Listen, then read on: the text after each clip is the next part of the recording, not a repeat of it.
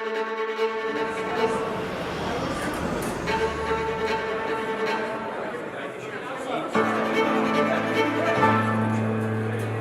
Michael Barker from the Fresh Produce Journal.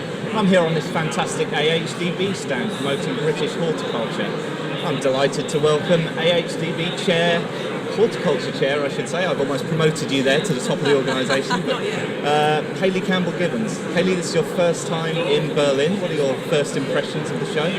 It's so big, that's the first thing. The scale of it is absolutely enormous. It's the first time I've been out to Fruit Logistica, and there's so much more to see than I expected. It's always been badged as an export conference to me, and it's not really about exports from a British perspective. It's about finding new suppliers, doing business. There's a handful of British growers here, only a handful, but it's more about the technology and the ideas.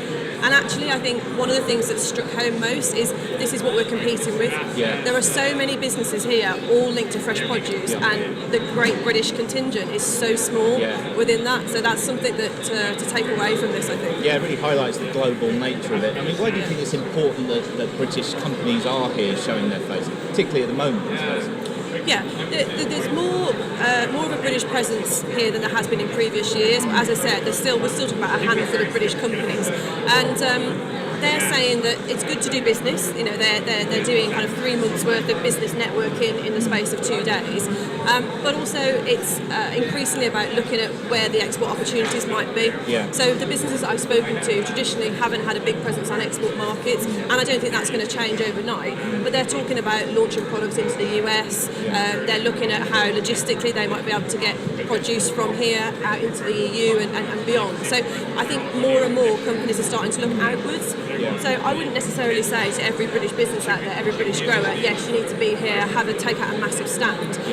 But partly that's why AHDB is here, because we give growers that opportunity just to come and visit and see what it's like. But just come out to Berlin, you know, for a day or two, and just take it all in, because it's really inspiring, and it just shows you, as I said, what we're up against and what we're trying to compete with. AHDB invests quite a lot in exports, but not traditionally within horticulture. So that investment would be beef and lamb, pork. You know, we're constantly doing deals and having people that are operating overseas to create those trade links. But you're right, government is very focused on exports. We've got a government export strategy. It wants to take the UK's GDP value of exports from 30 to 35%. And it puts agri-food within that. We're still a very small part of it. So I do think there are opportunities, and as I said, there are businesses here that are starting to seek that out and to look beyond the domestic market. So I do think it's a positive thing. Running alongside the government's export strategy, you've got the industrial strategy, and the two go hand in hand. So there's a lot of talk at the moment about a sector food and drink council and putting in a sector deal with government. So effectively they would put millions of pounds into food and drink, because we've got a long-term ambition and proposal to make the agri-food sector in Britain much more competitive and productive. And I think exports will play a part of that as well. We've got to talk about Brexit. I know. Do we? Yes, we do. We're, what are we, 6-7 weeks away now? Advice is difficult to give on Brexit. Businesses are finding it difficult to prepare, but I think we're looking at different eventualities here. So obviously we're all hopeful that there will be a deal, but so no deal, it would be catastrophic, and the disruption that would cause. I don't think any business can plan for that. With the AHDB as an organisation as well, we're looking at how we can mitigate against some of the changes that might come down the tracks. But assuming that we do get a form of deal, hoping that we get a form of deal, I think that then gives us a transition to start looking at what life beyond Brexit will mean. And that really has to be the focus. And so businesses are thinking about what it will mean to be doing business in a new political environment. Finally, you mentioned earlier about how important it is to get value for money for levy growers. Of course, there is a review of the AHDB that's been taking place. What's the latest with that situation? So DEFRA has said recently, I think this week, that because of all the no-deal Brexit, a lot of DEFRA staff have been pulled onto that, and rightly so. But the feedback is still there, and they will get to it in the summer. But I would say that, well, certainly from my point of view, we have a window of opportunity now to look at the feedback that has come in. I haven't seen it all, but growers are very forthcoming in telling me what they think. Yes.